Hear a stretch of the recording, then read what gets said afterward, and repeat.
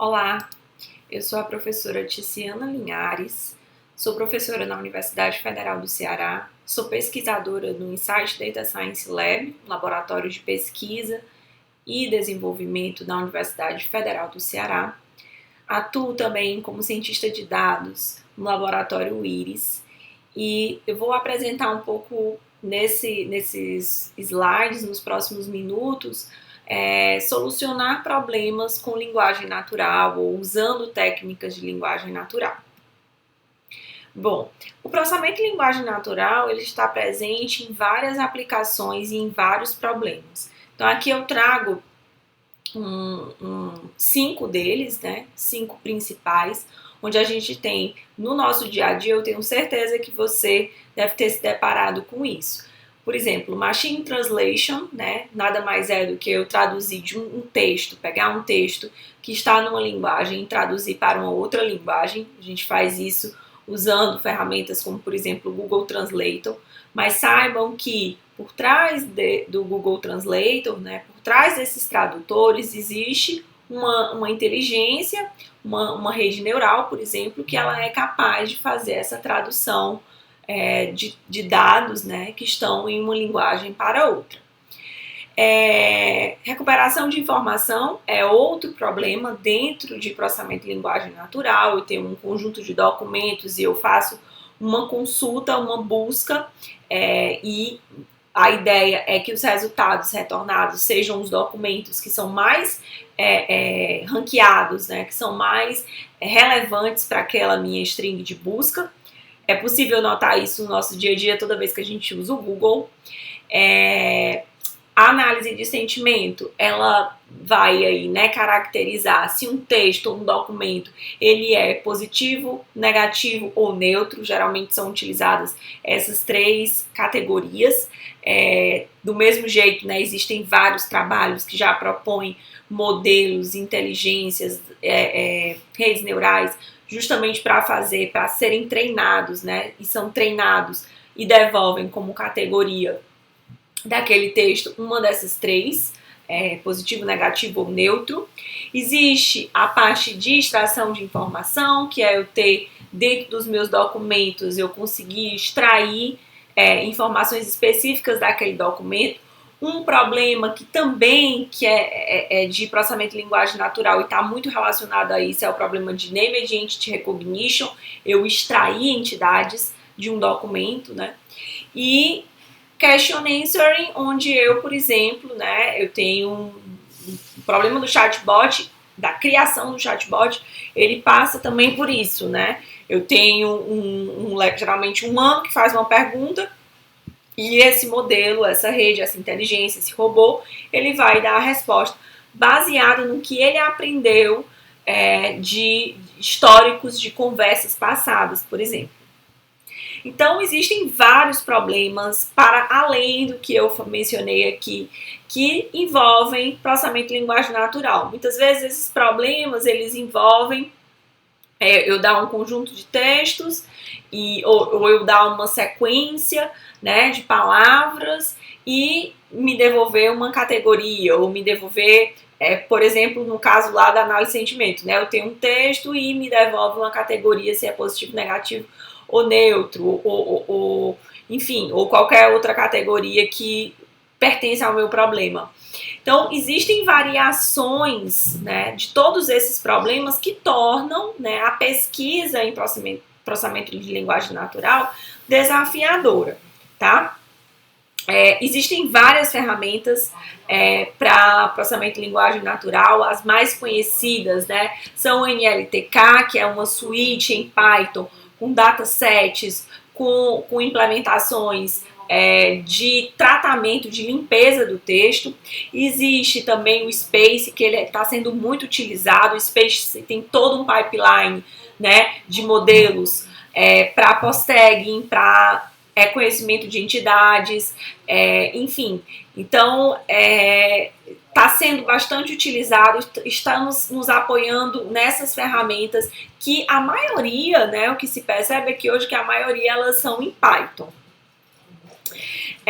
Recentes avanços na área de processamento em linguagem natural, elas elas se devem também, né, à construção das minhas redes neurais, que evoluíram também, né? Existem as redes neurais que são inspiradas, né, em como o cérebro funciona, e existem as redes neurais profundas, né, o famoso Deep Learning, e que essas redes neurais profundas, a diferença entre elas é que existem um grande número de hidden layers, né, de camadas ocultas. Bom, nas redes neurais tradicionais e no Deep Learning, eles vão também simular, né, o processamento da informação como é no cérebro, né, como é no humano. E esses algoritmos, eles são muito utilizados, né, quando eu tenho bases grandes e quando eu tenho, por exemplo, bases que são inclusive não rotuladas. É interessante eu usar, e no contexto de NLP a gente tem bastante dataset que não é rotulado, né? A todo instante a gente está produzindo textos, né? A gente está produzindo comentários, principalmente com o advento das redes sociais. Então, muitas dessas redes, elas impulsionaram ainda mais a evolução dos problemas, né? A evolução de soluções para o processamento de linguagem natural. Além disso, algo que impulsionou também, e por conta que essas redes profundas, elas oferecem esse tipo de mecanismo, foi a construção dos embeddings, né, de que eu crio aí um espaço semântico para as palavras. E esse espaço semântico para as minhas palavras ou para os meus documentos, eles seguem uma regra, né, de que palavras que vão aparecer em um contexto semelhante, que aparecem no mesmo contexto, elas vão, né, ser vetorizadas com vetores que são próximos. Isso ajuda, inclusive, a otimizar o processamento, porque quando eu lido, né, com vetores de números, é muito mais barato, né, computacionalmente, do que eu lidar com strings, certo? Então, esses modelos, essas redes neurais, né, que a gente não precisa mais usar modelos como Bag of Words, estratégias como Bag of Words, né, que deixam a nossa representação do dado muito esparsa. Essas representações, elas são mais densas e elas são aprendidas por meio da experiência. Então, você sabe que eu estou falando de uma princesa, né, no contexto de princesa, se eu te apresento, né, imagens, se eu te apresento textos sobre, por exemplo, a vestimenta da princesa, o vestido, as luvas, se eu falo de Walt Disney. Então, é isso que faz com que esses modelos, eles aprendam, né, a representar a palavra princesa. Usando do mesmo jeito, né, eles aprendem pelo contexto em que a palavra princesa, ela aparece e o vetor da palavra que representa a palavra princesa, ele vai ser um vetor muito similar ao vetor das demais palavras que envolvem esse cenário, né? Esse campo de princesa, príncipe, como por exemplo, vestidos, garotas, coroa, o Walt Disney, né? Então, tudo que envolver esse contexto de princesas, com certeza vão ter vetores de palavras que são muito próximos. E esses vetores de cada palavra para a representação dos textos, ou mesmo o vetor do documento para representar qual o conteúdo daquele documento, eles são passados para essas redes neurais, né? O que é mais utilizado hoje em dia são esses três tipos de arquitetura, onde a primeira arquitetura, né, ela é uma arquitetura baseada em rede recorrente, né, a LSTM, onde ela consegue sim aprender uma sequência, né, longas distâncias aí entre as palavras, né, dependências entre palavras. Existe a LSTM bidirecional, em que ela aprende o contexto, né, dos dois lados da palavra, do que vem antes e o que vem depois daquela palavra, né?